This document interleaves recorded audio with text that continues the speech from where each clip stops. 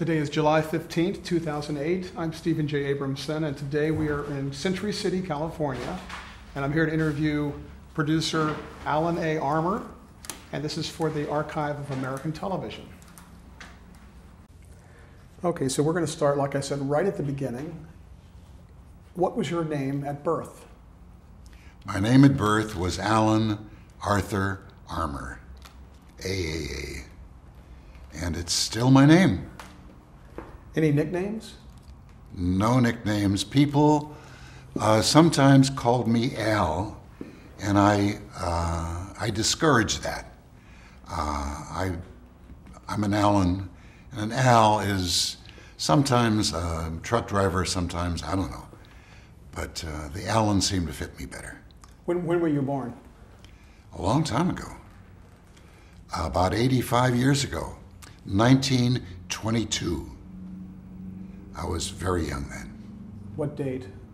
What day? What month? It was July 7th, 7th day of the 7th month.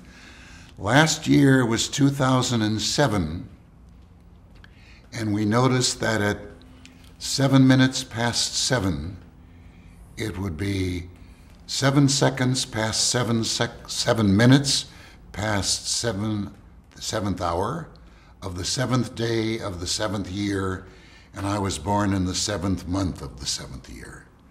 So it was very dramatic. Where were you born? I was born in a little city on the West Coast called Los Angeles, California. And did you grow up here?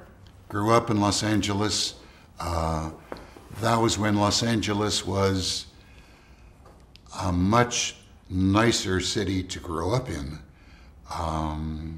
Vacant lots, no smog, very few cars, a lot of smiling, friendly people.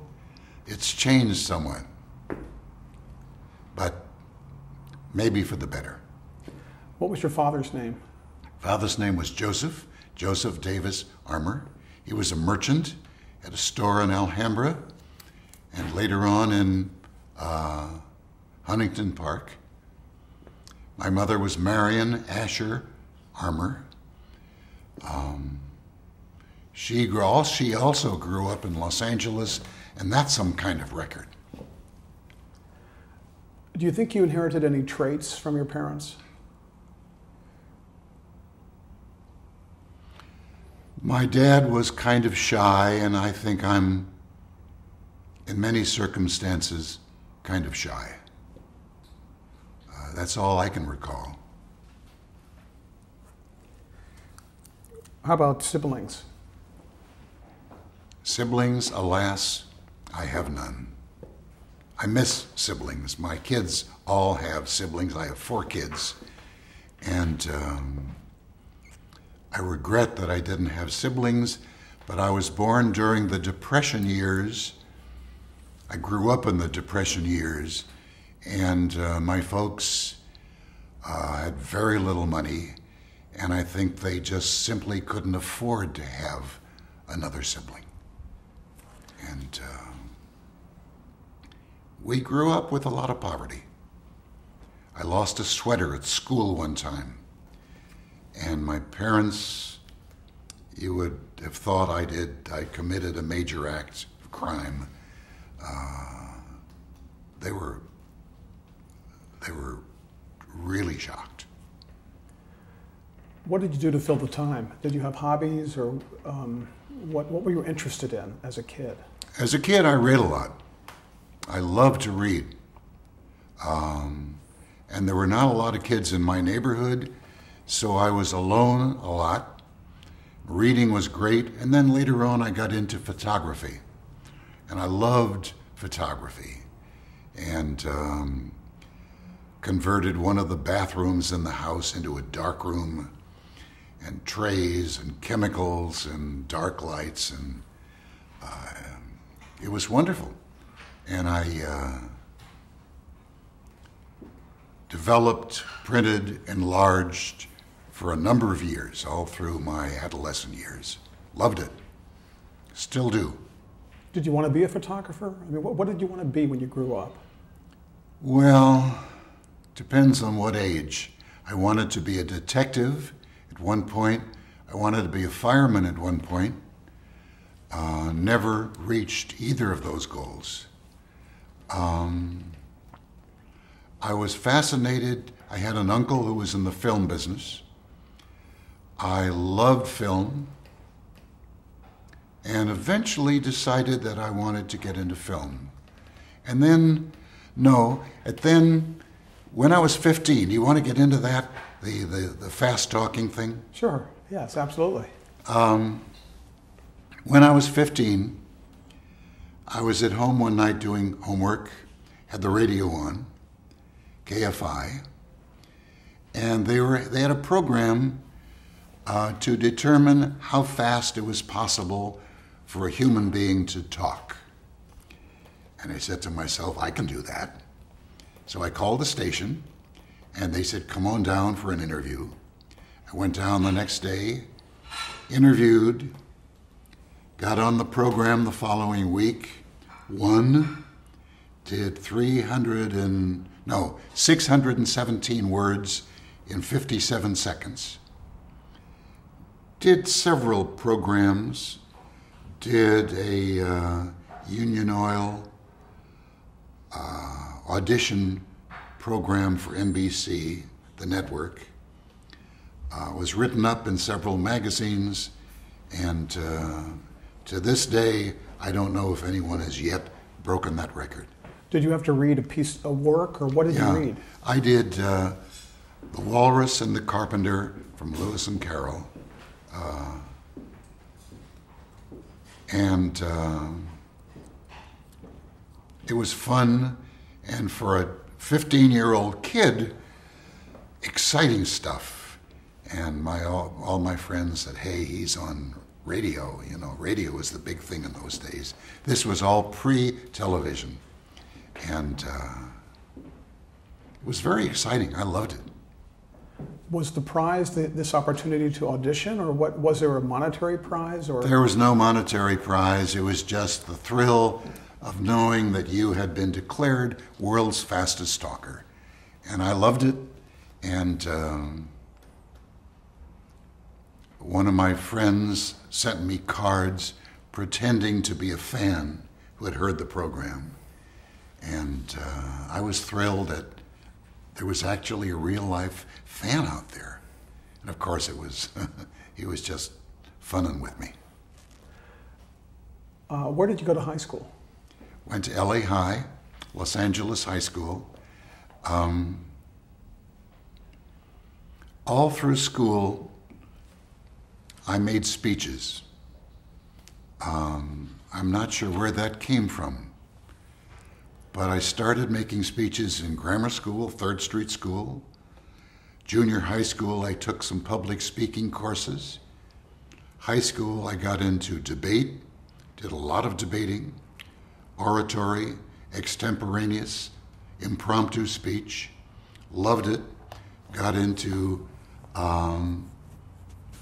contests with other high schools in other cities, debate contests.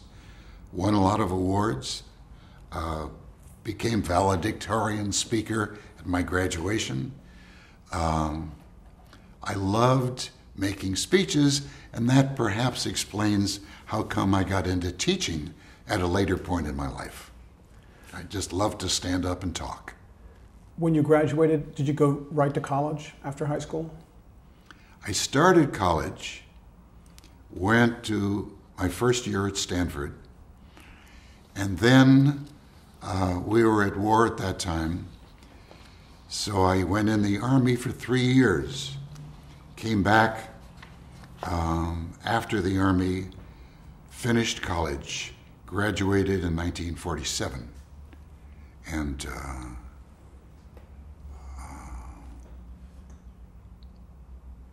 had a fun time actually in the Army. I had a chance to start a radio station with 2 other guys. So I got some practical experience as an announcer. And when I was looking for my first job as a disc jockey, I was thrilled that I had that experience in the Army working in a radio station. And it kind of gave me enough experience to kind of work professionally, and that was beautiful. Loved it. When you went to Stanford, what were you studying, or what were you majoring in, and what was your intent? I was majoring in speech and drama, part of the humanities program at Stanford. And I took speech courses, and while I was there, I'm proud to say that some other fellows and I started a Stanford radio station, KSU, which is still in existence today.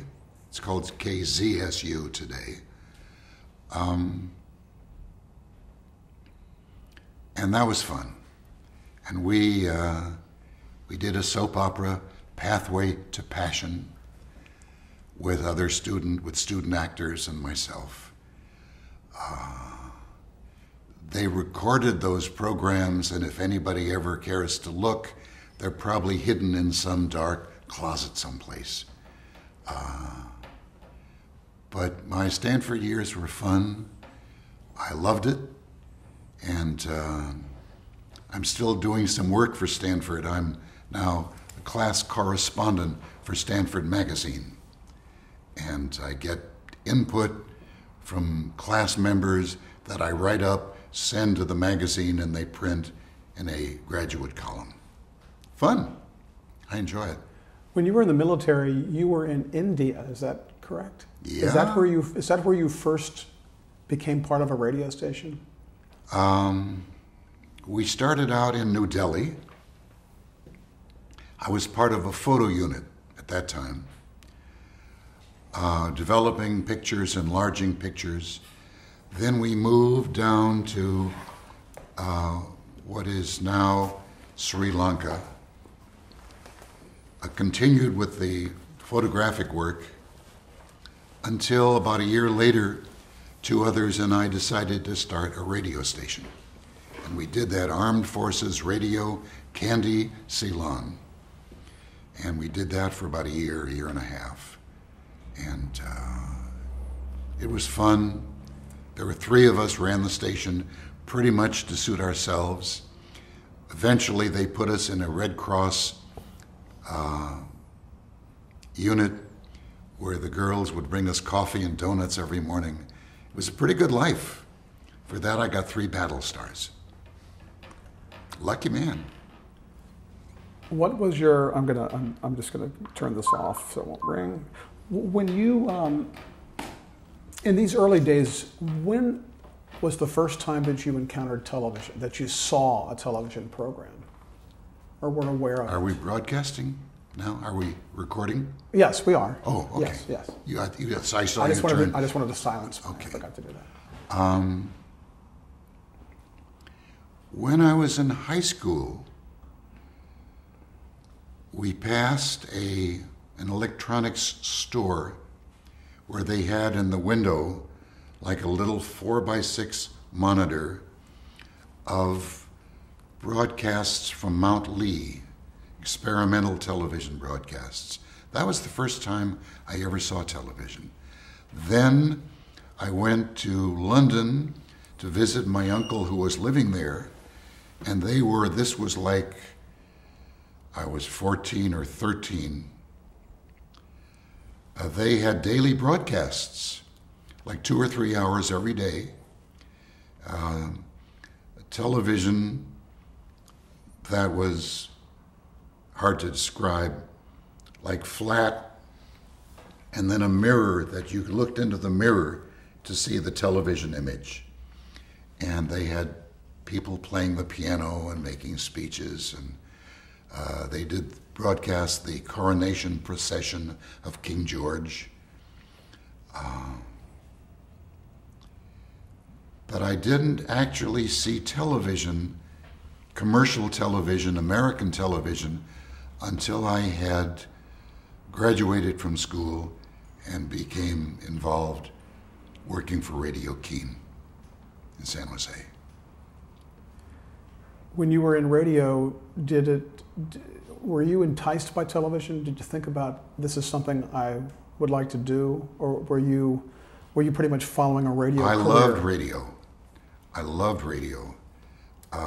My first experience in radio, after I had done these fast talk programs, I was over at the new NBC studios, and I saw these people with scripts under their arm, actors, announcers, with the light standby on the air. It was a very glamorous world.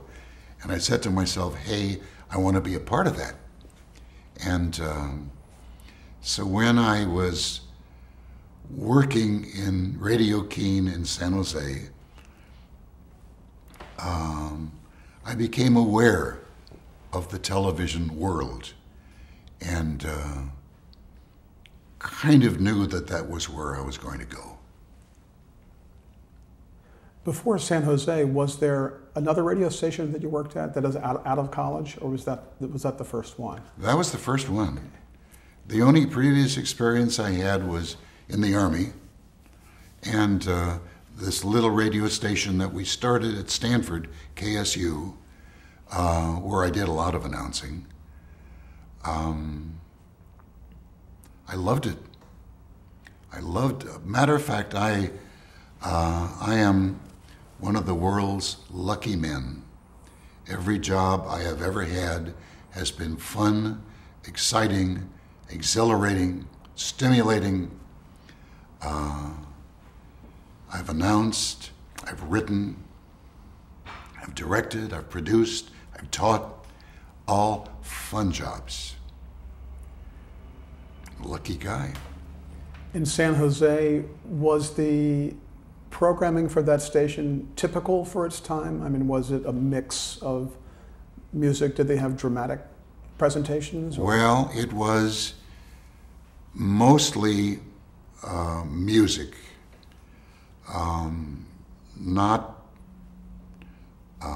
It was meant for the corset crowd.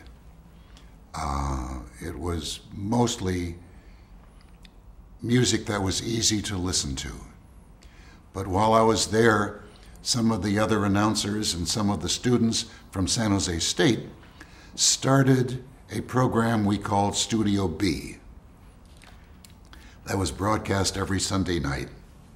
And I would frantically, we signed off the station at 11 o'clock, and I would sit there from like 11 to 3 and write a script. And we broadcast that maybe the following Sunday.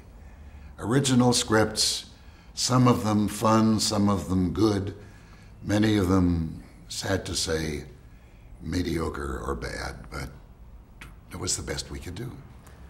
So you were in San Jose. What brought you back to Los Angeles? I was there a year. I think my parents were afraid I was going to get involved with the young woman I was dating at the station. So my parents wanted me home. After a year, I felt I had the professional experience I needed to crash the big time. So I came back to Los Angeles, tried very hard to get a job as an announcer in Los Angeles. But this was a time when all of the major shows were featuring Hollywood stars. So all of the major shows were moving out to Hollywood. So all of the major announcers from all over the country were here in Hollywood. And here is this kid from San Jose who's trying to compete with those guys. And I couldn't get a job. So I ended up in a terrible advertising agency where everybody screamed at everybody else, where there was a crisis on the hour, every hour. But while I was there, I edited film, I announced commercials, I staged commercials, I acted in commercials, live television. And this was a time when nobody I don't mean nobody, but very few people in the beginning years of television had much experience. So here I was, barely out of college, but I had had a year of writing, directing, narrating, acting, editing film for television. So I really had an advantage. But the station was terrible, and I had to get out of there. So a buddy of mine and I, Walter Grumman, who subsequently became a successful director, Walter Grumman and I started a program. We wrote a program, developed a program called Lights, Camera, Action, that we then tried to sell to the Los Angeles radio stations. And we got a New York actor, singer named Walter Wolf King to be the MC of our program. And the good people at Channel 4 liked our idea and decided to put us on television. And that was one of the major thrills of my life. And what was the name of that program? The program was Lights, Camera, Action. Okay. It was a showcase for young professional actors. We thought originally that we would use scenes from Hollywood screen tests, but then we discovered and gulped that we could not use that material because this was copyrighted. There were actors who would have to get permissions. Studios were reluctant to give up material from screen tests. So we decided that we had to write our own short scenes. And over the period of the next 3 years, we wrote 150 dramatic scenes, Walter and I, which we put on television, subsequently published in a book called Vest Pocket Theater, which we're still getting residuals on, like $4.35 a year. But it was a good program. And many of the people whom who worked for us as actors were subsequently employed by major Hollywood studios, worked professionally, became successful, and we got to a point where every major casting office in town at every studio was watching us every week to look at the people we put on television. We were, in a sense, auditioning for them, doing their job for them, and we were extremely successful and very proud of what we had done. Now, Channel 4 now is KNBC. KNBC. And what were the call letters then? Then was KNBH. Okay. And then it became KRCA, and then it became KNBC. Did their programs typically have a national audience, or were they a mix of local and national? Lights, Camera, Action was local for most of its life. We kept trying to get the network interested, and one summer they kinescoped our program, and we were on national television, and we were working for very little money, and suddenly we were national, and the money we were making was tripled, and for the first time I was newly married and had a baby or two. For the first time we had pretty good food on the table. It was fun. Exciting years. Before you started the program and you were in advertising, were you ever on camera for any of the...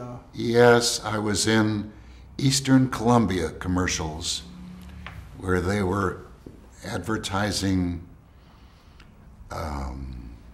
patio furniture. And a model and I were sitting at the table drinking Coca-Colas while the narrator talked about the beautiful chairs and tables. And that's about it. Were these ads at that time, were they integrated into any of the programming, or were they, I mean, were they sponsorship kind of things? Or? They were ads. We were hired by, we did Chevrolet commercials down in San Diego. I forget the various sponsors that we had. Another automobile company, in which I had a movie projector. I brought my movie projector in, ran the film, edited the film. I was not an editor, but narrated some of those commercials. It was an exciting time because this was a world that everything was new. When we first started our program at Channel 4, everybody on the staff was young. The camera people were like 19 or 20. The station manager was, I think, 31. The program director was like 28. I was like 22 or 23. But it was wonderful because everything was new. There was an esprit de corps. The unions had not yet become firmly entrenched, so we would be free to try things, silly things. We would hold a pan of boiling water under the lens, hoping that the ripples from the heat would kind of shimmer the image. We did dumb, nutty, wonderful things. We had a good time. We made some good shows, and I was very proud of some of the things we did. Did the sponsors have a big part in determining the content of the programming? Were they able to say, hey, we don't like that, and then you wouldn't be able to do certain things? At that early time, I wasn't really much aware of what sponsors demanded. We did get a sponsor for Lights, Camera, Action. Was a moving company. They were very kind. They did their commercials, did not interfere with the content of the program. At that time, I think sponsors were pretty much taking a back seat. They hadn't yet developed their clout, and in later years, they became far more demanding. But it was very easy, and it was fun, and we had a good time. As I say, I had a good time in almost every job I've ever had. Is there any early footage of you that still exists? Pardon me? Is there any footage of you on air that still exists? I don't think so, alas. Tell me a little more about Walter. Maybe it's for the better. Let's talk about Walter Grauman just a bit here. You two worked well together. Is that you kind of? We worked beautifully together. Well, why was that? Well, pardon me. I had a cousin, a very attractive 17-year-old named Suzanne Greenstone, who started dating a guy named Walter Grauman. And her parents, my aunt or my cousins, got a little nervous, and they asked me please to kind of double date with them and see what I thought of this guy who was dating their daughter. We went out on a date. I liked him. He was a good guy. Subsequently, they got married, had children. Walter and I was working for this terrible advertising agency, which I will not name, small, and I wanted to get out of the agency. And Walter, who had worked at Universal in their publicity department, wanted to get into television. So we sat down and in a number of sessions developed this program, Lights, Camera, Action. I'm kind of the writer I was kind of the writer. Walter is a type A personality, aggressive, was very helpful in helping us promote the program.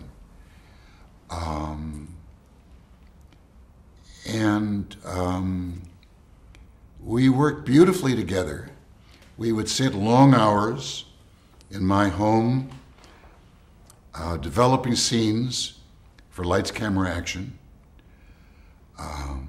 2 scenes every week. Altogether, we wrote like 150 scenes. Some good, some bad. A couple of them were marvelous. Many of them were terrible. But Walter and I worked well together, and then the program was off the air.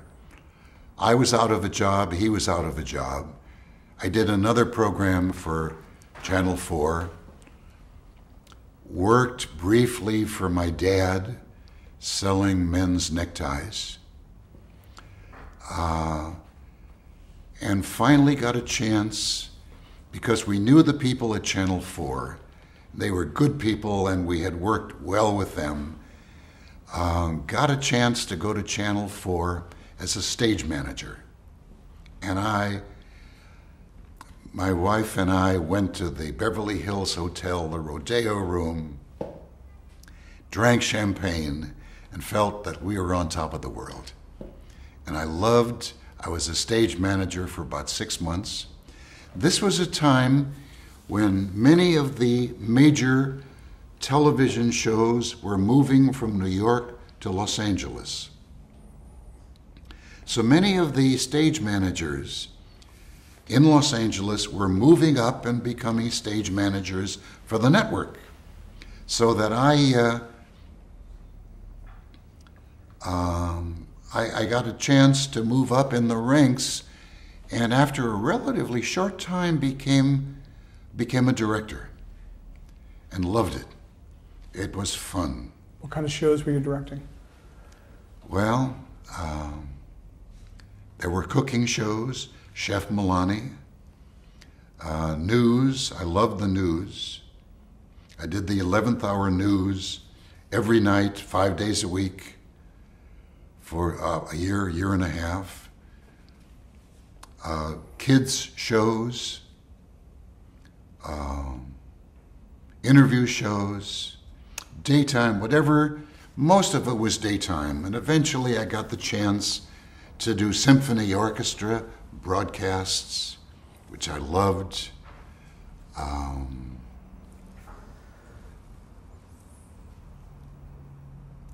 But most of it was pretty ho-hum daytime stuff. And it was fun, and it was an exciting living, and I loved it. Eventually, we did shows that had some glamour attached. We did the Harry James show, which I wrote, and the Dick Contino show, which I wrote. And those were exciting because they were 3-camera shows, and we had more rehearsal time, and they were on in the evening in prime time, and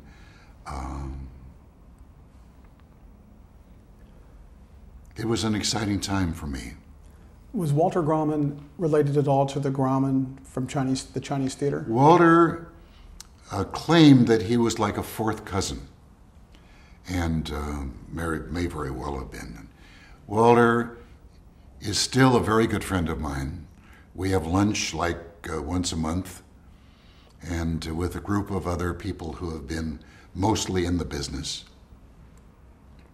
And when I was producing, Walter directed some shows for me, and we kind of made a pact in the very beginning when we both got into film that we would try to, it's a very tough business. It's a very competitive business, as I'm sure you know. So we determined to help each other whenever we could. And I gave Walter a job at the very beginning. I gave him a directing job. and he put in a good word for me when I was looking for a job as a producer. And we did kind of help each other along the way. And it's been a very good, warm, friendly relationship. He's a good guy. When were you first aware of the blacklist in the 50s? Terrible time. I became acutely aware of it when I was producing a show called Broken Arrow. And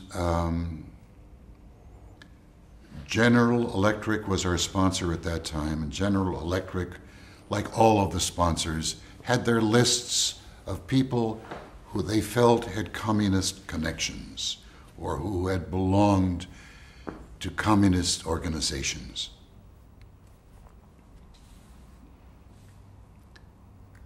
We had a couple of writers who came in to us. I was producing Broken Arrow, and they pitched a story to me.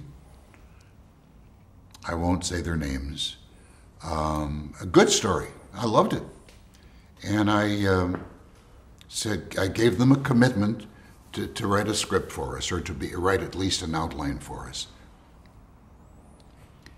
And their names were submitted to our sponsor. And my boss called me into his office and said, Alan, we cannot go forward with these people. I said, how come? And he explained the blacklist. And he said, call their agent, just their agent will tell them that we're not going ahead. And I said, no, I'm not going to do that. And I called the writers.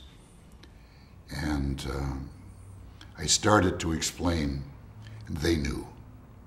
They had experienced this before, and it was so unfair. And I felt so bad. And later on, I employed those writers. When I was doing The Fugitive, I employed those writers. But I hated the blacklist. I heard of a producer whom I knew, whose name was the same as the name of a blacklisted producer. And this guy had a family and kids, had been a successful motion picture producer, and suddenly he was out of a job, and no studio would hire him, and he was selling shoes in San Diego. He hadn't been involved in any Communist Front organization, but his name was the same as someone who was on one of those lists, and it was so terrible. And it was a dark time for the American country. It was a dark time for our conscience, and we look back on it with shame. When you, after KNBH, you went to 20th Century Fox. How did that come about? Nepotism. I was lucky I had an uncle who had been a successful motion picture producer, and he became head of 20th Century Fox Television. And I made a phone call, and I said, Uncle Irving, I'm an experienced director. I've been working here for 3 years, directing really the top shows at the station. And I'm ready to move into film. Do you think you could find a place for me? And I went out and we had interviews, and eventually I got a job there. And eventually produced a show called My Friend Flicka, which was wonderful. And for about 6 months, I missed the immediacy, the electricity of live television, where when you're doing a show, everything is right now. If you're in trouble, I remember one time on the Dick Contino show, where we had to move a camera into the next set. But the mic boom was there, and the camera couldn't get out. He was trapped. And I said, camera one, you got to move. He said, I can't move. I said, you got to move. We need you in like 12 seconds. And you die. I directed, and we eventually quickly faded to black, moved the boom, moved the camera, and went on with the show. I remember a moment, I was directing a matinee theater, a live 1-hour dramatic show on NBC. One of the actors forgot her line. And you're the director, you're sitting up there in the booth, you're like 50 yards away. There's nothing you can do. You're helpless. And happily, one of the other actors fed her, asked her a question that brought her back into her dialogue. But it's those terrible moments keep you alive. They're wonderful. And I love that. And when I got into film, I missed that. I missed the immediacy of live television. But after 6 months, I began to have fun and learn the wonderful things that you can do with film. What tickled me immediately, a writer and I would talk and develop a script, and we would name our characters Johnny and Ted and Martha. And then people in the production office would start talking about these people as if they were real people. And I wasn't used to that. And it kind of blew my mind. And it was wonderful. And I loved some of those early shows. And I gave the lead character, who was the boy with the horse, I gave him his first love affair, and it was a good show. And I learned about film and what you can do on film, and that you can fix things that don't work, and you can make them even better, and I started to love film. Were you on My Friend Flicka from the beginning of that show? No. I came in the show, they had already filmed like much of the series. It was the first color series that 20th Century Fox did, and it cost them a fortune. They were spending as much as $50,000 a show. Now, when anybody in today's world hears that figure, they will smile, because you can't shoot 12 seconds of film for $50,000. But in those days, $50,000 was big bucks. And I came in at the tail end of the series and did just 6 of their final shows. Was it shot in color but aired in black and white? Because I know some shows shot in color for future use, but... These were the beginning years of television. NBC, affiliated with RCA, was looking for color programming. One of the reasons that matinee theater got launched was matinee theater was a series that was being done in color.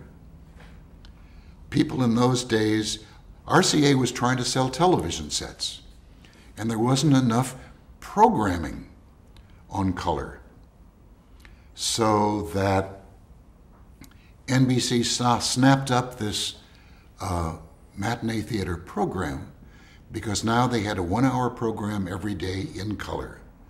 And to the best of my knowledge, My Friend Flicka was broadcast in color.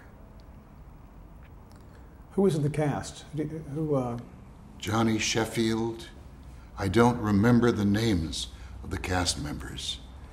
The mother was a good actress, much too beautiful to be working on a ranch, on a horse farm. But father was a well-known actor. Gene Evans. Gene Evans, thank you. The mother was Anita Louise. Anita Louise, who was beautiful. And it was a good series. Was this series intended for kids or for families? I would imagine both. I would imagine both. It was on just for the first year, was never picked up. And but I really learned what you can do with film. I learned about directing. I learned about producing. I had never worked with a professional writer before. So here I was, sitting in a room with a professional writer. And I was supposed to say the things that producers are supposed to say. And I was lucky that at Stanford, I had been required as part of my major to take a course in playwriting. We were forced to write a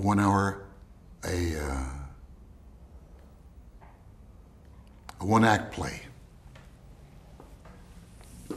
So that when I was in the room sitting with a professional writer and kind of swallowing hard because I didn't know what questions to ask, I was grateful that I had the experience. God bless Stanford for requiring me to take that playwriting course. So I pretty well knew what to do when I was talking with a writer in a room. And we developed some pretty good scripts, even for a producer who was relatively inexperienced. Were you under contract at Fox at that time?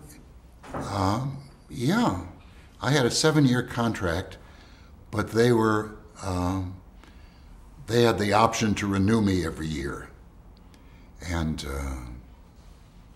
I was there for, 3 or 4 years. They picked up my option every January or February. So how did Broken Arrow come along to you? Broken Arrow was picked up I'm trying to remember the name of the producer who was on the series. I'm sure you will have it. And he was kind of inundated. The series was picked up by the network and by General Electric. And he was trying valiantly to get scripts together, to get films made. And my friend Flicka was ending about that time. So they moved me over to help get scripts out and get films made for Broken Arrow. So I became a co-producer or associate producer, or eventually producing my own shows. And ultimately produced 35 or 40 episodes of Broken Arrow. It was a good series, based on the 20th Century Fox motion picture. Where was it shot primarily? Was it shot on location or on a studio lot? It was shot in 3 days, half-hour show, partly in the 20th Century Fox studios, and partly at the Fox Ranch in the Valley. And the ranch at that time in spring is beautiful. It's green. There is a small lake, and we shot much of the Broken Arrow series at the Fox Ranch, and did some good shows. Some shows that were not just shoot 'em up cowboys and Indians, but that had a significant message. We treated the Indians as people with families who had dignity. There were good Indians and bad Indians, just as there were good Indians and just as there were good Americans and bad Americans. And by and large, you know, these things in retrospect seem wonderful. Probably seen in comparison to some of today's shows, probably aren't as good as I remember them. But I remember them as being really good shows. Dramatically strong, colorful. Do you remember, at the time you were making them, did it feel like there was a breakthrough because of the way the subject matter was treated, when for years in movies and television, Indians were always like the bad guys, and it was the cowboys, you know, against the Indians? But the way you describe this... Picture Broken Arrow, which you may remember with Jimmy Stewart, in which the Indians were portrayed with dignity. The lead character married an Indian woman in the series. I don't know if that was in the series. That was in the book, and that was in the motion picture.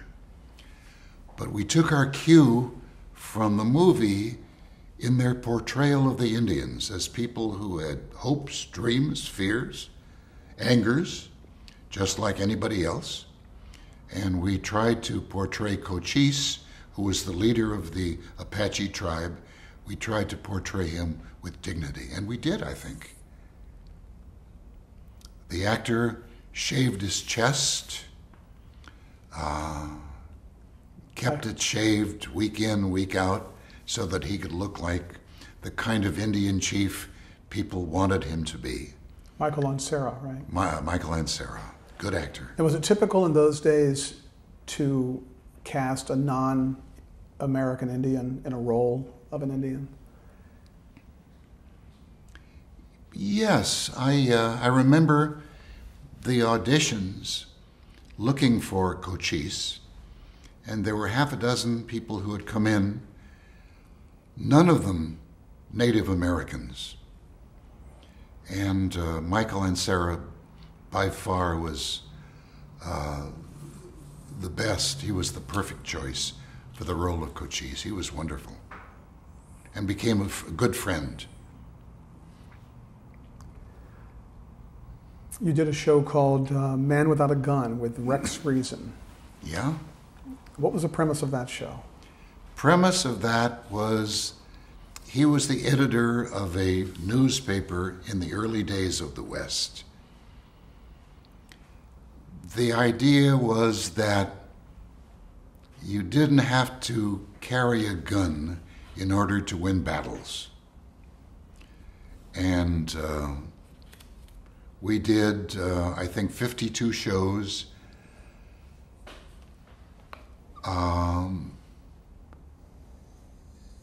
Pretty good shows. We did some exciting things in some of those shows, experimental things that I had fun with as a producer. But it was not a great series. I don't know, it was a syndicated series. I have no idea how often it was played, if it was seen by anyone. It was NRA, NPA, NTA. I forget the organization that was responsible for the series. I don't know if anyone ever saw Man Without a Gun. Because it was syndicated, was there a different approach to producing it? No. We just tried to do the best show, half-hour show. These were all half-hour shows. We were just trying to do the best show that we were capable of doing. Trying to create a character that audiences could get involved with. Trying to put in some excitement, production values, conflict. I was learning as a producer, I was learning as a writer, what worked, what didn't work. These were wonderful years for me because I was growing.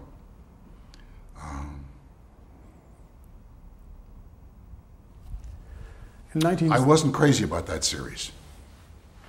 Well, it seemed like an unusual premise. I mean, the lead character was a a newspaper journalist, not like a gunfighter or something That's like right. that, right? That's right. I like the idea very much. His best friend in the series was the marshal, so that there were criminals in the series. There was a certain amount of gunplay, people riding horses. But the lead character never carried a gun. He got in some fistfights occasionally, and he was very good at talking a man into laying down his gun, but he never carried a gun. And that was okay. And I think that's a pretty good message. I'm not personally in favor of people carrying guns in today's world. So I think the message of that series was very good.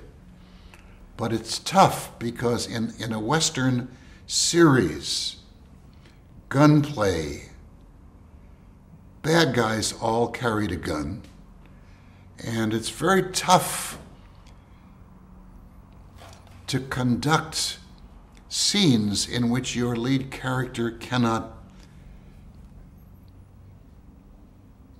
get into gunfights. Later on with the Untouchables, we had gunfights like crazy.